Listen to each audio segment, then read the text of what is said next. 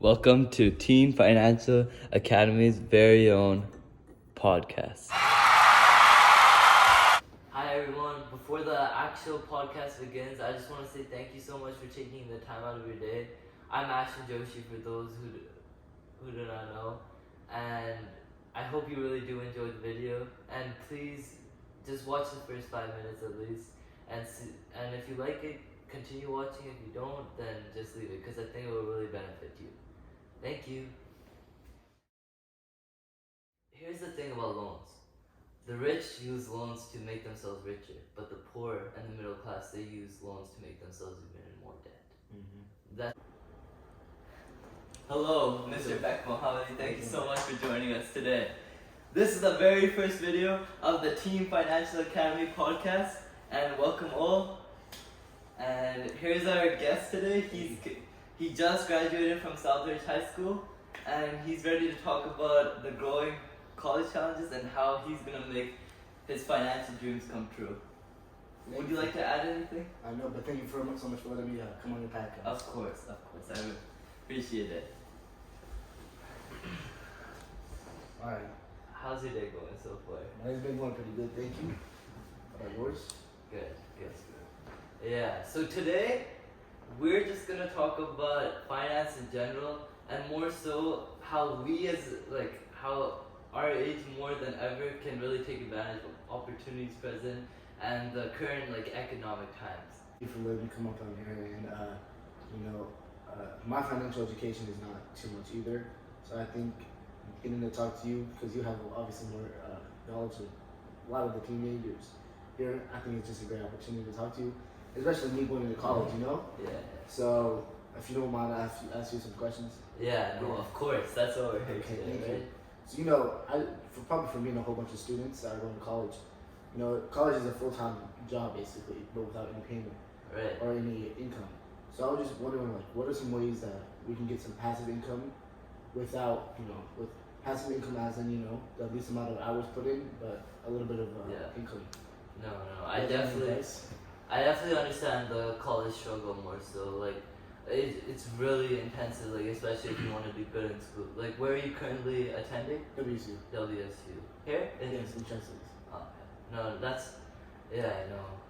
It's gonna be very course intensive and all. It's gonna be very hard to get a job, So I completely agree. Having those passive income ideas are really beneficial to you. So talking more in that regard, I feel like the best way to go is more so. Do you know mutual funds, index funds and ETFs? Would you please I just want to see how much you know. I just know an index fund is an S&P 500, correct? It's in the stock market, and it's it's basically a whole bunch of stocks together. Yeah. Yeah, definitely. So that's really good. Yeah. So that's the funds like these. The good thing about them is that they're super easy to invest. As long as you do your due diligence, that's what the financial club, the more so what I try to strive to teach, is that you need to do your own knowledge. There's so many different funds. You just gotta figure out which one works best for you. S&P 500 is an excellent one. There's some Fidelity ones. You just gotta find the right one for you, because all these different funds have different management fees. And more so, it just matters on how much you're willing to pay. Because the truth, there's someone managing this fund, as you know, and then they charge a fee, obviously, right? Yeah. But it's a professional, and then typically these funds grow 10% every year. So can you just imagine you putting a little bit by little bit, month by month, and that truly adds up to building your passive income. But you're probably talking about more so, that's better for long term, but you're probably talking more so you want to make a short term gains, right? Correct. Yeah, so there's quite a few things you could do. You could do a part-time job, but that's gonna be tiring, and it's gonna be hard to find those hours. Or you could try different ideas. There's online resources like tutoring too, which where you'll get the more flexible hours. You're a college student now. There's students that who younger students on these online platforms. They take tutors your age, and then let them like instruct like these kids and all, as long as you have a good background and everything. And I have no doubt you do. But that's another great resource you can to like get that more so. It won't be passive income, because if we're talking about passive income, then like trading, dividend stocks is another good one. But that's not gonna amount, because the struggle is you're a college student right now. You don't have enough money to like get enough dividends. Like short term, the only way to go is like stock options. But stock options are incredibly risky.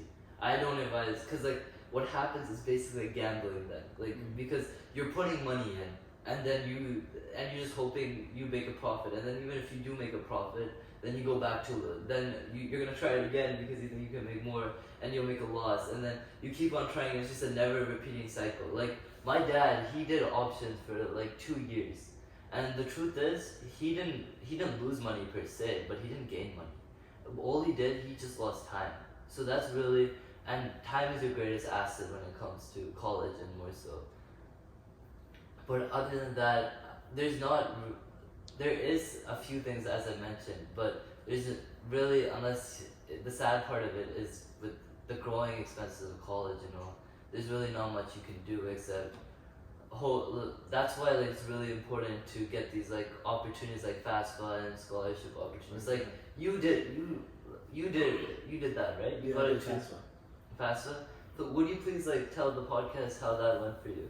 It was really easy. First of all, like the application of it was very easy. It probably took us just 20 minutes, and the return that we got from it was, I mean, I don't even have to pay nothing for my college, at least for me, because of my, family situation. So really, FAFSA is a really easy way to apply, and basically it's easy money that will really help you in college.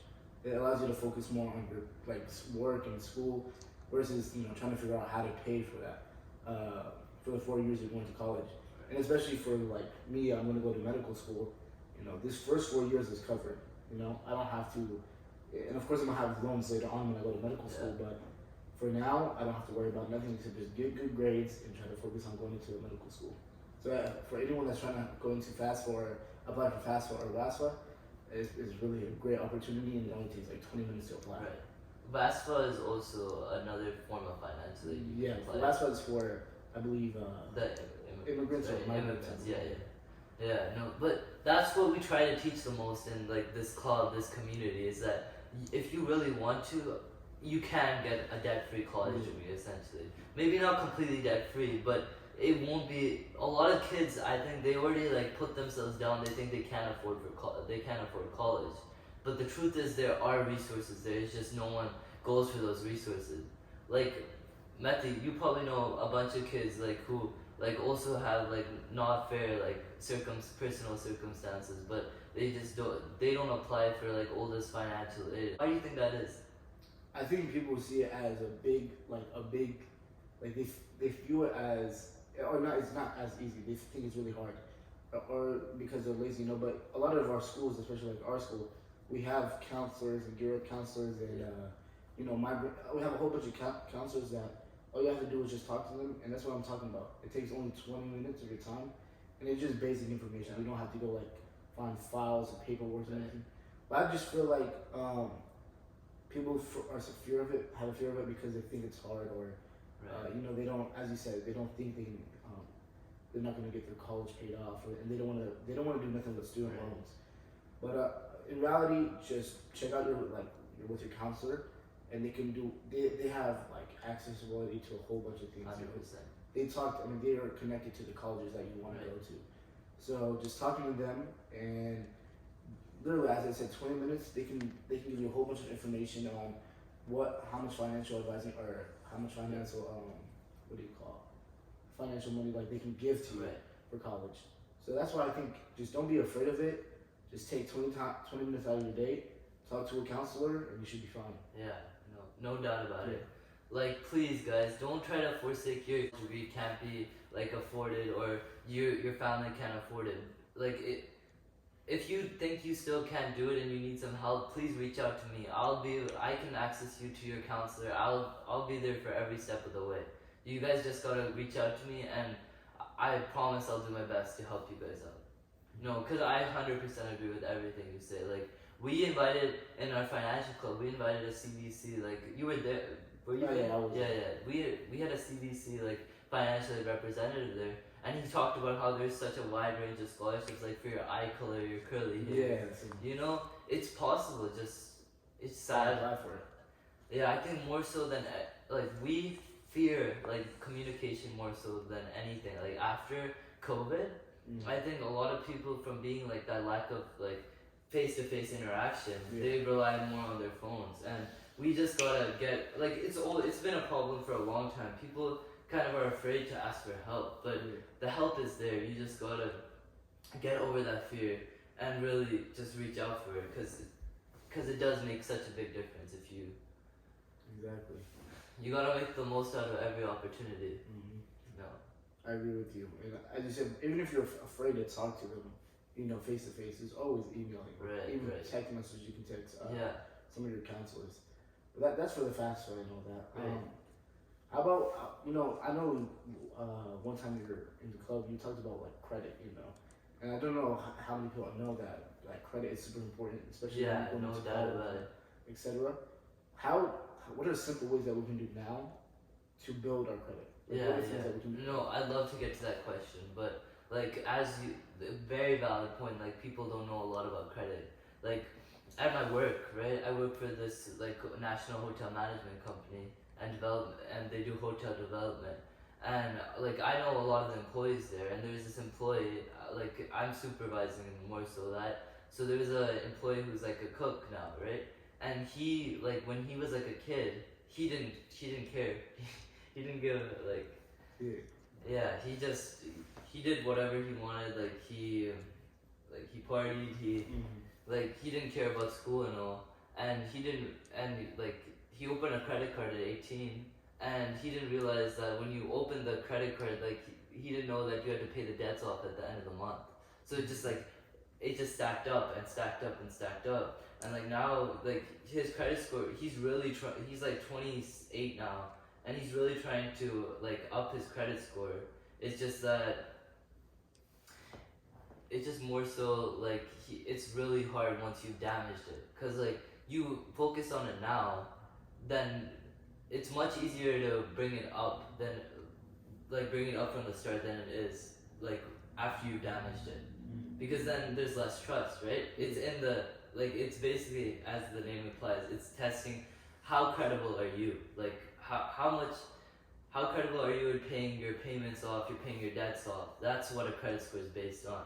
So the best way to increase your credit score is like open a credit card at 18, but make sure, like as you talked about in the financial club, when you use a credit card, whatever you buy until you pay it off is the company's money. It's basically theirs.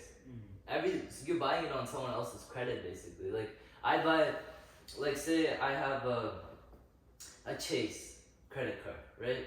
I'm making purchases. Whatever I buy is Chase's, right? Because Chase is giving me the money, right? I'm not able to.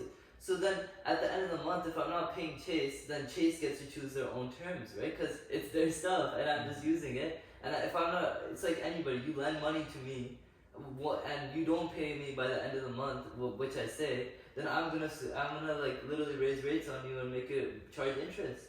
And that's how we get hurt the most. So you need to be very like cautious of like that when you're using a credit card. They're really good. Like as you talked about, assets and liabilities. Assets will bring money into your pocket. Liabilities will take money out of your pocket. Your credit card can be your greatest asset, or it can be your greatest liability. Because a credit card, you show the credit card company you're paying them monthly by monthly. Your score is gonna go up, right? So that's the very first thing you should do to raise your credit score. But the second thing, you want to get a high credit score, because that's how you'll get loans. Well, we can talk more about that, but right now we're trying to focus on how we can raise it. So after that, it's a progression. Progression with loans, basically. When you take like your car loan, because it's testing your credibility. It's in the name, right? So you take more debts and you pay those off, then they're gonna give you even a higher score, because then you can start getting close to that 800 range, which is where you want to be golden. Right. Because you get that 800 range, then banks will give you loans like this. And here's the thing about loans. The rich use loans to make themselves richer, but the poor and the middle class, they use loans to make themselves even in more debt. That's a fact. You know, my parents, the reason we've like built up such a nice estate and more so like so many properties is because we use debt as our friend. Because debt becomes an asset to us because we're literally using it to expand, building land, and then the land provides greater returns, which is what differentiates between an asset and a liability. Yeah. So the best way, you want to first be reliable, paying off your credit card bill monthly, and please use auto pay when it comes to your credit cards, because that's the smartest way to go if you want to make sure you stay consistent with paying it off. Because I guarantee you don't have auto pay on, you're gonna start to forget, and when you start forgetting, they're gonna put 26% interest rates on yours, and you're just gonna go in a hole going deeper and deeper and deeper till you can't dig yourself out. So that's probably the most important lesson of credit scores. But we are definitely gonna talk about this as the year progresses next year. Yeah, and I think that's great. A great topic to talk about because no one talks about how to build credit or what credit really can get for you. Like you said, it could be an asset or a liability. And I think if you talk about that during the year, a whole bunch of kids are gonna, learn from that. Yeah. But obviously, you have a whole bunch of knowledge on financial knowledge and etc. Like, is there any way that you could advise for us, people that don't have that much financial education? Like, are there any good ways to start learning about these things, or how did you start to learn from these things, so that we can also have some knowledge too? That's a very good question, right? Like being a teacher right now, right? Like, no one's gonna. I started at a very young age, like 8. So my story was at 8 years old. Like my dad, I remember it very clearly. So I was in the store and in Macy's, and my dad, he was looking at the stock market, and I wondered, I was like, what is that? And then my dad started talking about it, and it just I just liked it. I found it really interesting. And then he told me, this is what he told me. He said, if you save if you save $5,000, I'll double it. He said that you save $5,000, I'll double it. Wow. And I was like, I always was a math and numbers type of person, just my passion, right? So I was very lucky to, no doubt about it. No, I feel really blessed that I was able to discover such a passion so early. But when he told me that, while other kids were buying toys and with their money, I was literally saving whatever I could. I took jobs. I used to mow lawns over the summer. I used to do a wide range of jobs, tutor, all this just so that way I could reach $5,000. So when I got to there by 14. So $5,000 at that age was really good. I actually had 7,000, but I spent $2,000 on in 5th grade. I bought a MacBook Pro. Wow. Right, so so I was always a saver, right? Yeah. But then I had $5,000, and I told my dad, I said, here, I have my $5,000, and then he doubled it.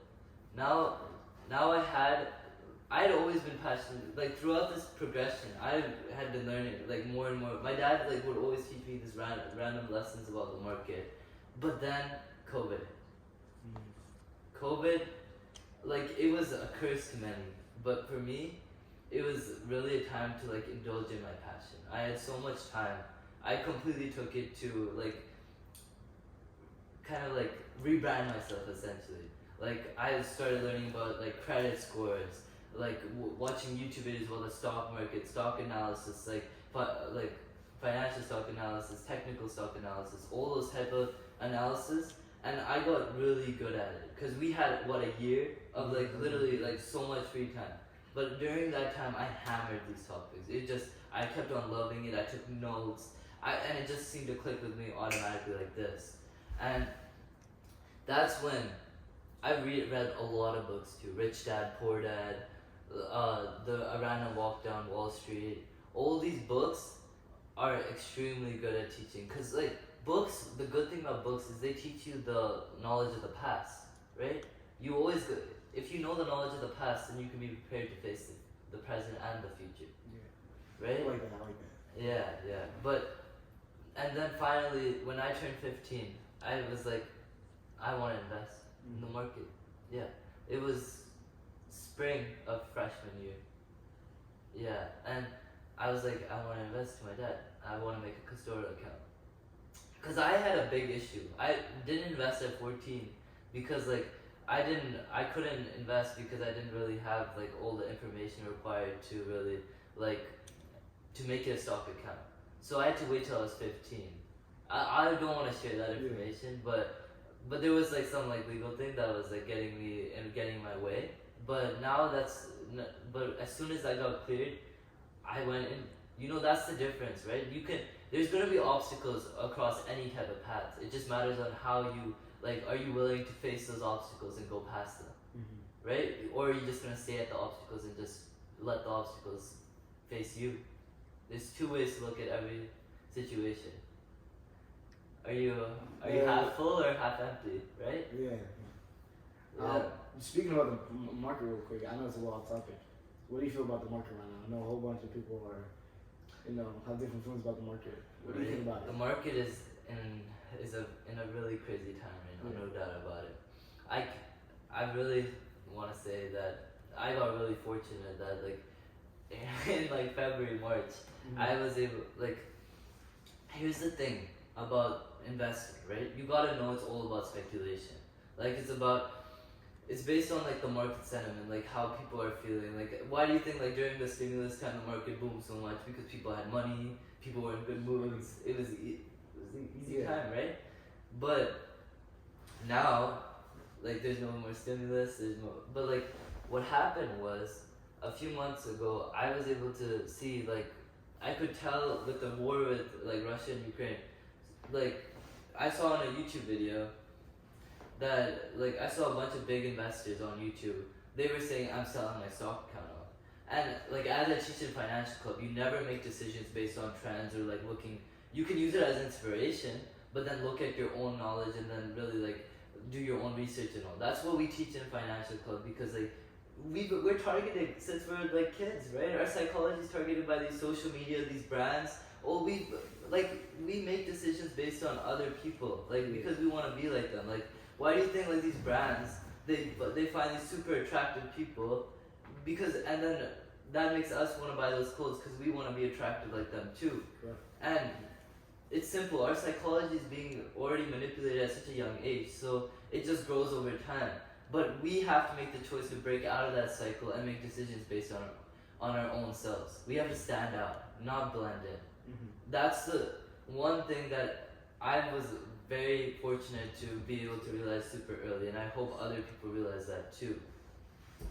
But the truth, so pertaining to this, right? So I saw that, and then I started doing my financial and my technical stock analysis. I saw the stocks. I saw like the charts. There's something called chart graphs.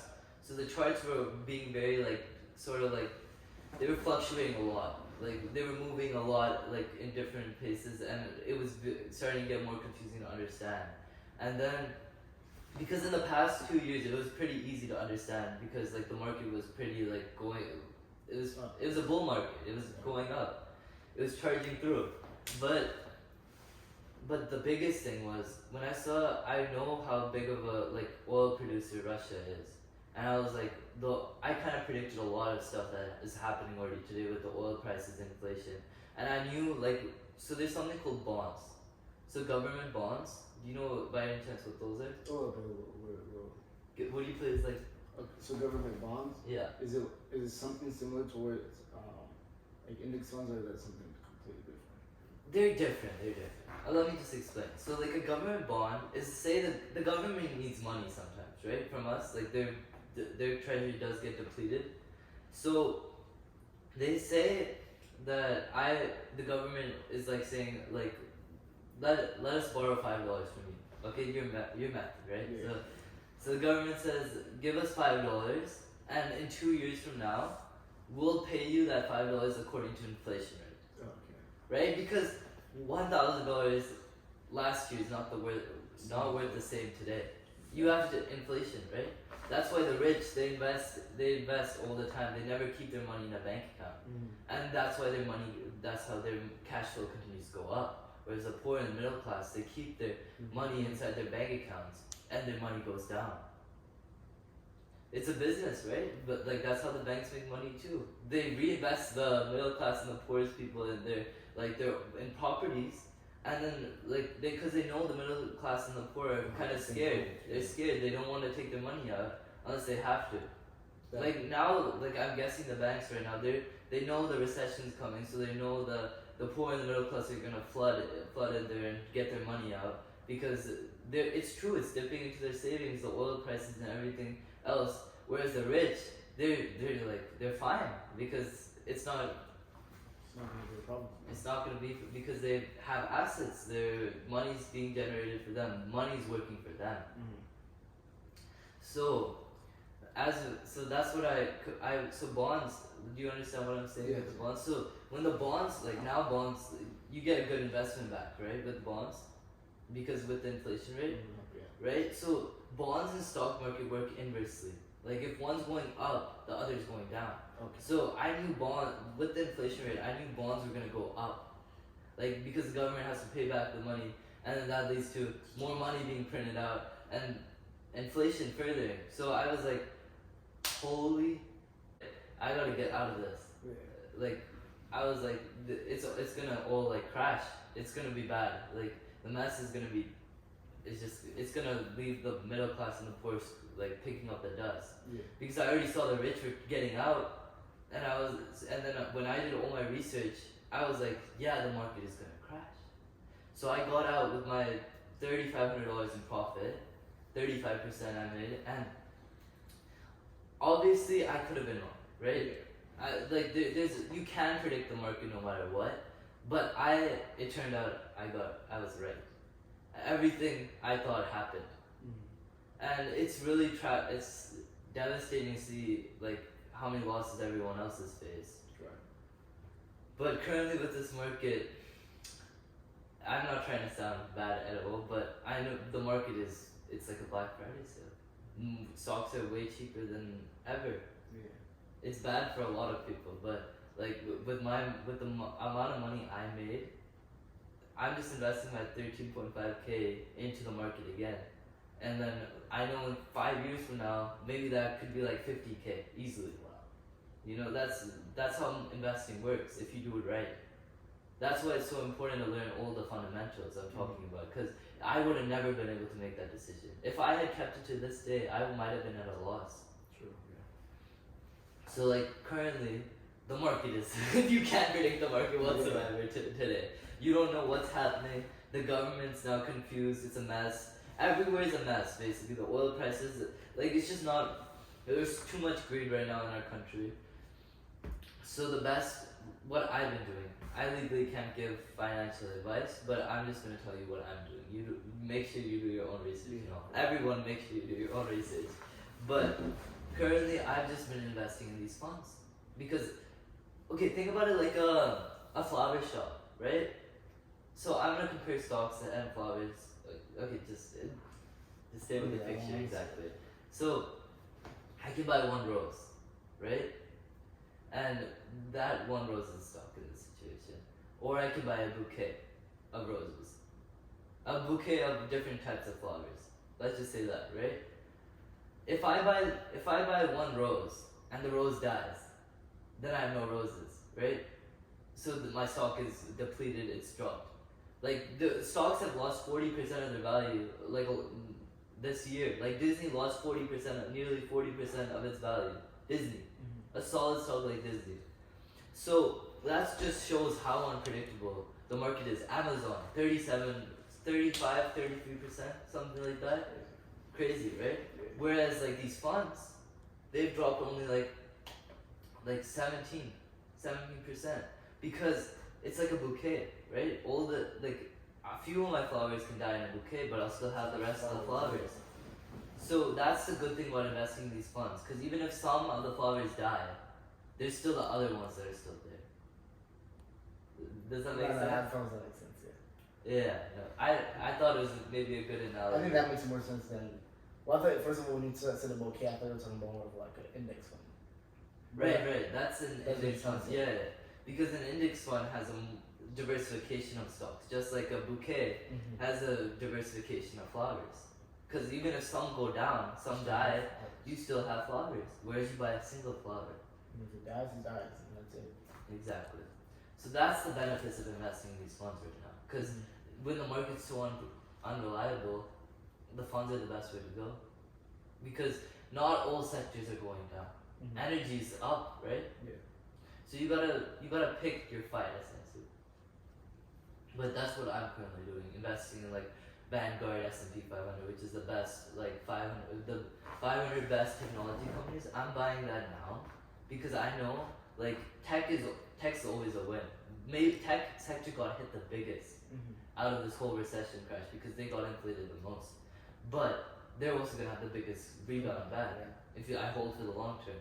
That's what I'm saying. Like that 13.5K, if I invested right, could easily be 50K in 3 years, right? So it just matters on how good of an investor you are. I think that's some great advice, and you just threw out us a whole bunch of information.